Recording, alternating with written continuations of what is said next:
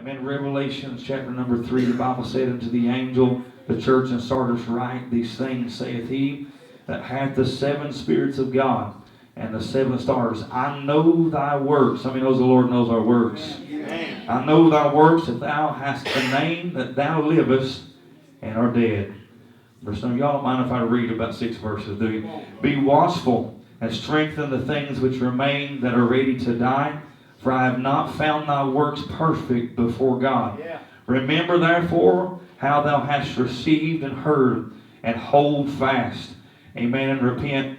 If therefore thou shalt not watch, now I will come on thee as a thief, and thou shalt not know what hour I will come upon thee. Verse 4, thou hast a few names, even in Sardis, which have not defiled their garments. Thank God for those. Amen. And they shall walk with me in white, for they are worthy. He that overcometh, the same shall be clothed in white raiment, and I will not blot out his name out of the book of life, but I will confess his name before my Father and before his angels. He that hath an ear, let him hear what the Spirit saith unto the churches. Verse number 1 and 2, again, the Bible said unto the angel, the church in Sardis, write these things, saith he that hath the 7 spirits of God and the 7 stars. I know thy works, that thou hast a name, that thou livest and art dead. Be watchful and strengthen the things which remain that are ready to die, for I have not found thy works perfect before God. Amen. If we could put a title to the message tonight. Sometimes people say, why do you put titles? I don't know. Sometimes we just maybe an easier thing for you to remember it or something. I don't know. We'd like to put a title to the message tonight. Amen. Don't laugh at me. And don't laugh at me, laugh at the Lord, because it's what he spoke to me.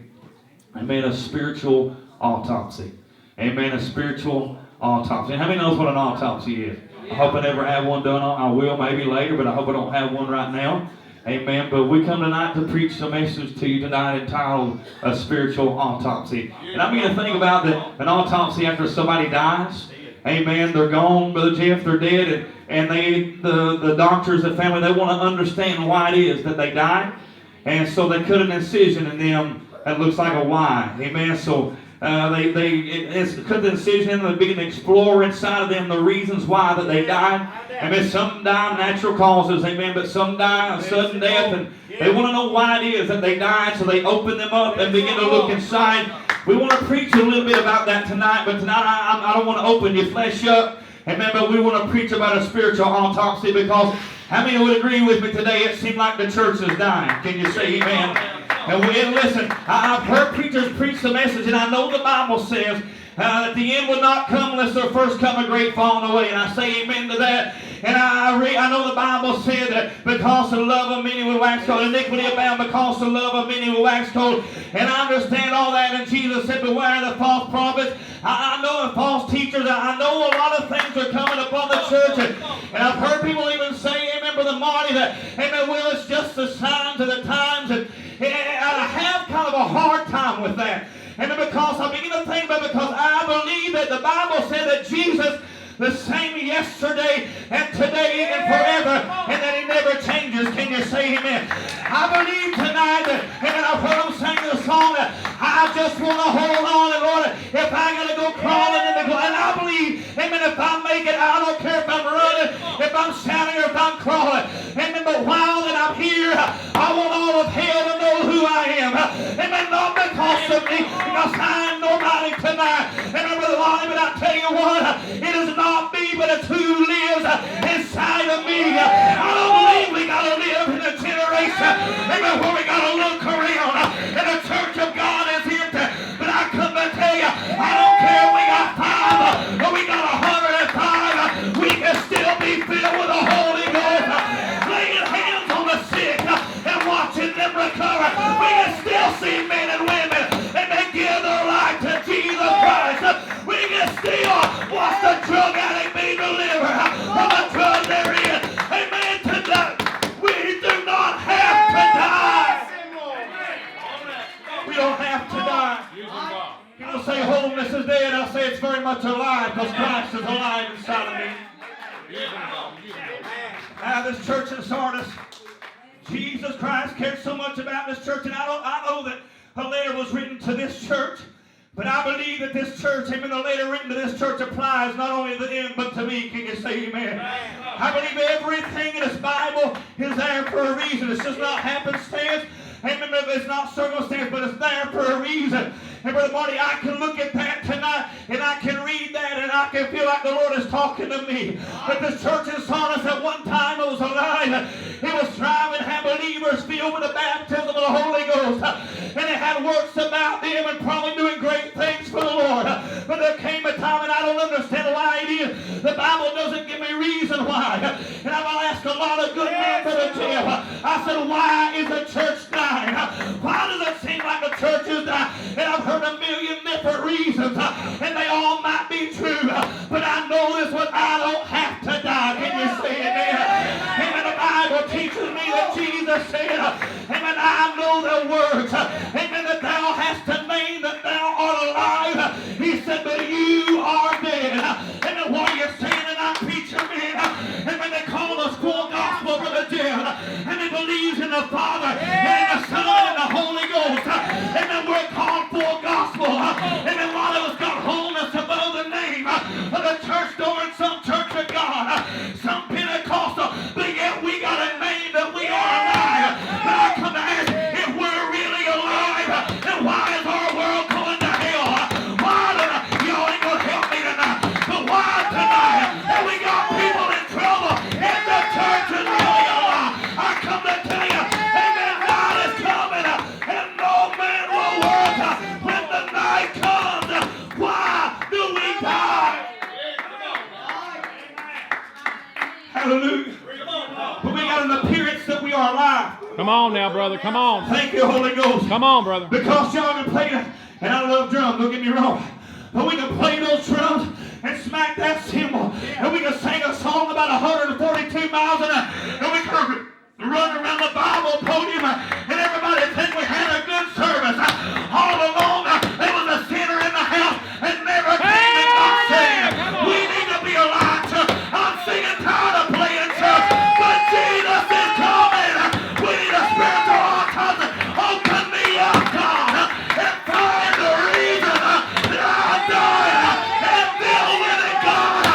Fill me with the Holy Ghost and set me on fire. Obey the Lord, brother. Praise Jesus. Hallelujah. We need it, But man, brother. you know, we don't have to die. So why are we? Why are we then? We need a spiritual autopsy. Because something is wrong. When we can get more excited about UK playing Come on now. Come on now, God. Come on, God. than about having church. Come on, God. Come on. Hallelujah. We can get so excited. Amen. I went to a little ball game down there. Amen. My oldest daughter, she didn't play sports, but she was a mascot. Amen. I don't know why, she just wanted to be. And I watched them parents. My Lord. Hallelujah. I think the referee made a bad call or something, or their kid made a shot or a basket. They about took the place. Amen. The preachers can preach about the blood of Jesus Christ, and people fall asleep on. Don't tell me we ain't dying, church. Don't you tell me we ain't dying. Amen. It's time that we stop what we're doing, lay ourselves down on the altar, and say, God, open me up. Open me up, God, and I want you to find the reason that I'm dying. What is it tonight, church? Hey, we need to be alive and on fire for God in this last hour. Why do we die? My Lord, we don't have to. Use them, God. And I asked the preacher the other day, I said, why are we dying? Come on. He said, because the church is too worldly. And I said, Oh, amen. yeah, come on. Y'all ain't going to help me now? Come on, brother. But when we say worldly, we're thinking about a lot of other stuff. Obey the Lord, brother. Some of y'all at your job way too much. Obey the Lord. Y'all ain't going to help me. Obey the Lord. Worldly don't necessarily mean sinful. But the Jesus said, if any man is going to be my disciple, let him first deny himself, take up his cross, me every day of his life. What are you saying tonight, preacher man? Jesus said, he who loveth and his father or mother, and more than he loves me, he is not worthy of me. What are you saying, preacher? I'm saying we're dying because we love the world and the things of the world way too much. Listen tonight, I don't need a brand new car, but I need filled with the Holy Ghost. I don't need a bigger house, but I need filled with the power of God. We need a spiritual autopsy. Take the things out that are causing me to die. Obey the Lord. Obey the Lord. Obey Jesus. Why? Where's all the pastors in the house? Let me see you raise your hand. So the rest of you pastors, you can rest just a minute. Because you can ask your pastor if he has a desire and a zeal and a vision to see the community that the church is in. Say, do you got that vision, Bernstadt? I thought you did. Brother Sam, you got that vision? I'm daring you not to say that you don't have that vision. You might need to step down. Want to see the church filled? Amen. Me and Dad talking today, and I don't want other churches members. Sometimes that just means trouble. Come on. I got 49 seats, Brother Marty. I got 7 of them occupied, and the rest of them I want to come off the street. Can you say amen? But listen to me, churches. Do you know your pastor can't always do what he wants to do? Huh? Why? Because he got to deal with a bunch of babies. Huh? Got to deal with some folk that's still babies in Christ. Obey the Lord. Amen. What are you talking about? Amen. Because when a man or a woman begins to die, amen, I know you've had family that left this world. One of the first things that begin to happen, they begin to lose their appetite. Can you say amen? They begin to lose their desire to eat. And that's what's happening with the church world today. They have lost their desire, amen, for the Lord. What do they call a desire for? The Bible said that Paul wrote to the church in Philippi, and he said, I've told you this before, and I'm telling you again. Amen. There are some that walk among you. They are enemies to the cross of Christ, whose God is their own belly, whose end is destruction. They're going after their own way. They're doing their own thing. But I come to tell you tonight, we need a spiritual autopsy. God, remove the hindrance in my life, that I'll be hungry for you again. Those that hunger and thirst after righteousness, they shall be filled.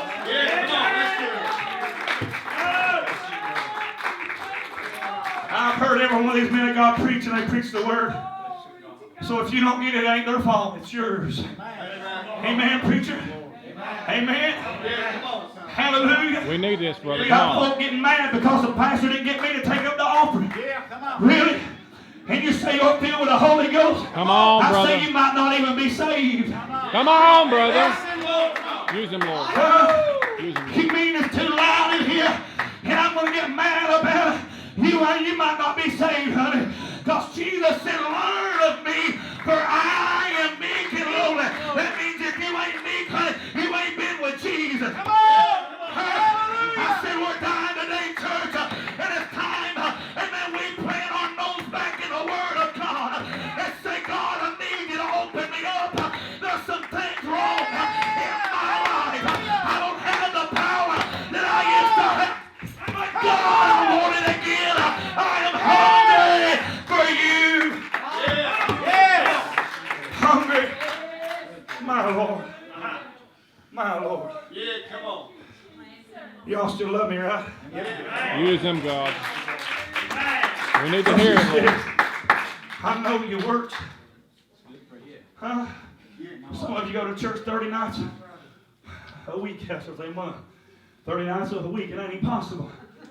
But you can go to church every night, every hour, and still go to hell. That's right. Come on, obey the Lord. Because you're dying on the inside. Dying on the inside. Hallelujah. I remember when I was a boy. Amen. I've told this a million times. But I believe tonight that we ought to find some men and women of God and begin to pattern our lives out on. I remember when I was a boy, him and Dad would be off at work and Mom was there in the living room. Me and Dimmer was tearing the place apart. Him and fighting and wrestling or whatever. But there come a time that Mom would go to the wall. That's back when telephones was on the wall. And she'd take that telephone on the wall, she'd lay it down. She'd turn that TV off and everything in the house. She'd lock the doors. And she'd go into her bedroom. And she'd begin to call on God. And then just a little while, Brother Marty, and then me and Dimmer stopped what we was doing. And we sat down there on the couch. Help me, Holy Ghost. We sat down on the couch because there was something different in the house than what was 5 minutes before. What was that? Was the presence of God Almighty in that house through the baptism of the Holy Ghost. And I heard Mom begin to pray in a language I couldn't understand. And Dad would come into work and from work, and there me and Dimmer was. And then sit real still and real quiet on the couch. And then why?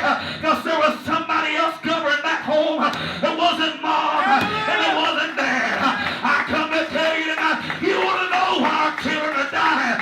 Somebody forgot to say, God, I need a spiritual autopsy. I need you to open me up. I need the Holy Ghost. Amen, to be the parent in this home. I need the Holy Ghost to do the job. We are dying, church. We are dying, but we don't have to die. Yeah. My Lord. Yeah. We don't have to. We don't have to. We don't. Now listen, I've heard them say, and I agree with this wholeheartedly, that if you preach the truth, you'll never have a big crowd. That's right. I agree with that 98%. The other 2% of me says, man, if you could just really get Jesus in the house, you couldn't beat them away. Yeah, that's true. That's true. That's true. Yeah, that's true. A lot of times I've said it. And I'm starting to question myself. Why? Hallelujah. Use them, God. I was outside of the church the other day. And I was standing there, Brother Marty. And there was a young man, about 14-year-old. School let out. And I saw him walk by the church. And he looked at me. And he walked over to my truck and just started talking to me. And after he started talking to me, there was another young man come over and started talking to me. And then another one, and then another one, and another one, and all of a sudden I got young men all around me, and I'm getting to preach the gospel to every single one of them, and they didn't run away. I told them Jesus would save them from their sin, and would change them. They didn't throw no rocks at me. The only people throwing rocks today is the church, because she don't like the word they preach. I come to tell you, amen, sin will not enter in. Amen, from the heart, amen, it's you. Amen, life come from you. What are you saying, preacher? Get your heart right with God, and you will not die. We need it, brother. Preach on. Might be the last fellowship meeting we get to preach. We but need I it. promise you, we do not have to die. We don't have to die. That's good, bro. That's good, We don't. So why are we dying? Come on. Is it worldliness? And I say, yeah. Is it sin? Yeah, it is. Sin in the church ain't good. Sin in the camp will cause you to lose your life. Amen. Come on. Amen. Ask Achan about that when he buried some stuff in his tent. Come on, brother. Amen. But I say tonight, oh, help me, Lord. Use them. Help me, Lord. One of the things that will happen when a man and woman begins to die in the flesh, amen, their heartbeat becomes irregular. Amen. It'll speed up and it'll slow down. It's not right. The heart's not right. It doesn't work in the way that it's supposed to. Oh, help me out. Use them, God. Hallelujah. And I say tonight we're dying because our heart's not right. I didn't say you were sinning. Brother Lonnie, I went to church not long ago, and I began to preach the gospel. And there was a young man sitting about where you're at, Brother Lonnie. Amen. I would give the altar call. That young man was crying. Tears rolling down his face. Amen. He needed to be saved. And I watched that young man. The Holy Ghost spoke to me and said, don't give up on him. Amen. So I extended the altar call. And this young man come out of his seat and he fell down to the altar. And I I was so overwhelmed with joy. And I began to pray for this man and pray for him with all my heart. And I realized all the church backed away. And I said, what is going on here? Something is wrong. And as that young man got done praying, I went to a brother. He ain't really my brother, but I went to him and I standing next to him and said, you didn't know he was hooked up with the devil, did you? I said, the devil needs to be saved in the name of Jesus. Amen. They come to find out, and about 3 weeks before that, the man showed up drunk in the church and made a big disturbance, and the rest of the church now don't even want him. I say, my God, baby, Jesus took that little prostitute and he changed her life. We need a compassion in our heart again for a lost world. Stand to our talk. Why are we dying? Why are you? Because this is an individual walk. Right. So why are you dying? Come on, brother. I can only answer me. Why are you dying? Come on, brother. Obey the Lord. This ain't, I start saying this ain't contagious. It ain't really. Because I make a choice every day of my life to serve the Lord. Right? Come on. Die daily. Holy Ghost don't make me. Huh? What's hindering you from where you used to be in God? When was the last time you was alone with Him? When was the last time you had the Word? Some of y'all ain't even listening to me now. When was the last time you had the Word open? And you pour that Word, not pouring yourself in the Word, but let that Word soak in you. Amen. And let it change your life. We don't need to change the Word to fit our life, but we need to change our life to fit the Word. When was the last time you got so hungry for God that you went to prayer call and you stayed until you got a hold of heaven? Don't come to me and say I'm filled with the Holy Ghost and you can't even have a craving for Jesus. Jesus said when He comes, He will glorify me. He will not testify Himself, but He will only testify that what He hears. He will glorify me. We need to say, God, why am I dying? Use Him, God. I love y'all. My heart. But I'm tired. I'm so tired. Come on. God bless you. Come on. And this is going to me. Brother Jeff, some people say I'm naive and I'm gullible Use Him, God. and I'm way too optimistic. I hope I never get rid of that. Because I always think God can. Come on. And I always think that He will. And that's faith. But I lay hands on my wife today before I come to church. And I prayed for her, me and my 2 girls. And she ain't with me tonight. And I said, God, I need an autopsy. Come on. I need an autopsy. Use Him, God. Because I didn't see anywhere in the Bible. I found Paul 3 times had to pray about the thorn that was in his flesh. Oh, but the Lord said, Paul, amen, amen, my strength is made perfect in weakness. Paul said, therefore I will glory in mine infirmity, and the power of Christ may rest upon me. But I begin to realize, God, I'm not as close to you as I ought to be. I didn't feel with the Holy Ghost. There's going to be men and women coming to the doors of our church, and I need to have discernment about me, amen, to know why they're there. Come on, somebody. We need to ask God to open us. David said, search me, O Lord. Search me. Try my ways. Search my heart, Lord. Search me. Hallelujah. He said, I hate, hallelujah. He said, search me, O God. Know my heart. Try me and know my thoughts. And see if there be any wicked in me. And lead me in the way everlasting. Why am I dying in God? You have a name. They might say, Claude Gilbert, oh yeah, man, he's a good preacher. Good guy. He'll do you right. Good fella, got a good family. I want more than my name to be Sardis. Use Him, Lord. But I want my name to be attached to life. What are you saying? Church, I know we're living in a bad time. Can you say amen? Amen. When they tell me I'm going to have to marry homosexuals, somebody said, just close the church down. No, don't do that. They need to be saved. Don't do that. we might land ourselves in jail. Brother Sammy Joshua, we might do that. We're looking and we're letting fear overtake us. Come on. But He did not give us the spirit of bondage again unto fear. Huh? He asked it right before that, those and that being as being be led by the Spirit of God, they are the sons of God. We need to be led of the Spirit of God.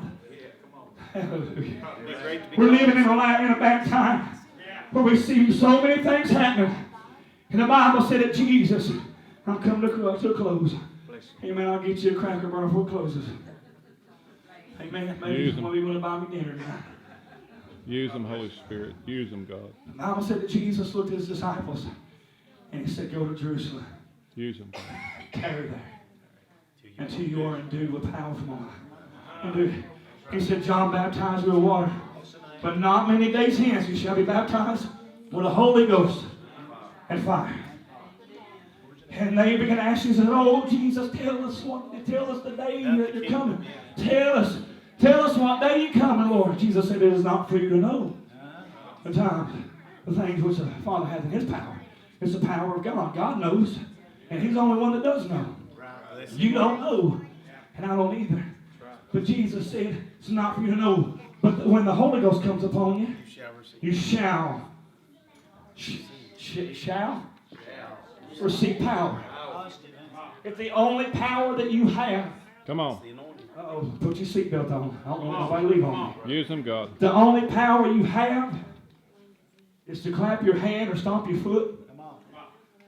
That ain't power. Yeah. As a matter of fact, a lot of the church are operating on emotions. Jesus. Obey the Spirit of God, brother. Come on. I saw an 18-year-old boy that was one of the biggest pot smokers. I can say that. He smoked more pot than anybody.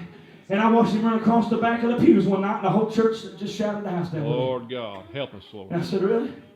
Use them, God. Because power would tell me who that young man is. Yeah.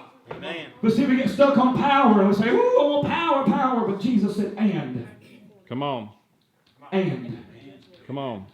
You shall receive power, and. Come on. You shall be witnesses for me. Come on now. Yes. Yeah. Oh, preach, I'm so glad the Lord filled me with the Holy Ghost. And you ain't witness to nobody in years. Jesus. You ain't full. Jesus. You ain't full. Let it leak out. The only witness you got is my little look at that sinner. I can't believe they got that on their face. I can't believe they're wearing what they're wearing. That ain't no witness. As a matter of fact, they're pushing people away from Jesus. Come on. If you already got the baptism of the Holy Ghost, you'll have power to be a witness for Christ to a world that's on their way to hell. But we are dying. We are dying. We have a form of godliness but deny. I can't heal anybody. But Brother Marty, I want to be the extension cord. Come on. The power source in the wall, I want to be the extension. Come on. Stand with me if you would. Stand with me. Use them, Holy Ghost. There's been a lot of things sent out when people die. I don't know, Jeff, you want your people to come up and sing? It don't matter. Whoever wants to, just get us a song. Obey the Spirit of God, brother. Hallelujah. Use them, God. Somebody said, preacher. Ooh. Use them, In Acts chapter number 2, the church was gloriously filled with the Holy Ghost. Is that right? Is that right? Gloriously filled with the Holy Ghost. Matter of fact, Jesus said, the works that I done, you believe on them, greater shall you do, because I go to the Father. He didn't say better, but he said greater. He said it is expedient for you that I go. Why was it expedient? While Christ was here, he was confined to his earthen vessel. He was confined to this flesh. So a lot of people think he had a Superman cape on. He was flesh, just like I am. And he hurt, and he got tired, and he got weary. The Bible said he was sorrowful even unto death when he was praying in the garden. Sorrowful. He lived like we live in the flesh, but there was no sin in him. But while he was here, Dad, he was confined to this. But he said, when I go to heaven, I'm going to pray to the Father that he will send you another comforter. even the Spirit of truth. Huh? He said, I will not leave you comfortless. I will come to you. How does he come to you? Through the baptism. The fullness of Christ. Huh? Can I get an amen on that? Amen. Some of y'all look at me crazy. It is Bible. It is Bible. So the Holy Ghost, we have reduced him to a chill bump. We have reduced him to a good feeling. But I say, if I never, ever shadow the power of the anointing, I want to, Lord, I want to. But when I leave this world, I want to go being a witness. Huh? Because he said you will be witness. But preacher, I spoke in tongues in 1974. Well, how about now? Come on now. Come on, brother. We are dying, church, because somebody thought that I got in an upper room and I will have it the rest of my life. No, you ain't. No, you will not. Because in Acts 2, they were filled with the Holy Ghost. Acts chapter number 3, Peter and John healed this young man at the gate called Beautiful. Amen. While they were on the way to the temple. And guess what happened to them? Because they got thrown in prison. Jail. They got beat. They got whipped. And they said, don't you ever preach about this man Jesus again. And Peter pretty much said, I'm not afraid of you, but I'm afraid of him. You won't be able to shut me up. And they like shine something in me and sent them away. The Bible said they went away happy, glorifying God, but they were worthy to suffer the persecution. But they went to a little house, and they found probably about like this. And there was some believers that was there. Keep in mind, they've been filled with the Holy Ghost. And they came in and told everybody what had happened. And you know what they done, Brother Jeff? They laid hands on them men. And they began to pray for them men. And the Bible said that the house was shaken. There come the wind blowing through again. And the Bible said, and they were all filled with the Holy Ghost. I thought they were filled with the Holy Ghost. In Acts 2, yes, they was. But again, in 4, 5, 7, and what are you saying? We better submit ourselves to Him every day of our life. We are dying. We are dying, church. And we don't have to. We don't have to. Use them, God. I feel like I may go. Use them, God. But I deliver my heart to you. Yes. Church. Yes. Yes. Say, the transfer circle of faith doesn't have to die. Right. Huh? Use them, God. Jet Mounce, Arthur Rich Holiness Church does not have to die. Huh? Doesn't have to. Dan Bethel Holiness Church does not have to die. Brother Marty Sailor, Gateway Church of God does not have to die. Amen. Claude Gilbert, Refuge Church of God does not have to die. I don't care how many of the members leave. God will send me more if He needs to. But until then, I want to be filled with the Holy Ghost. I want to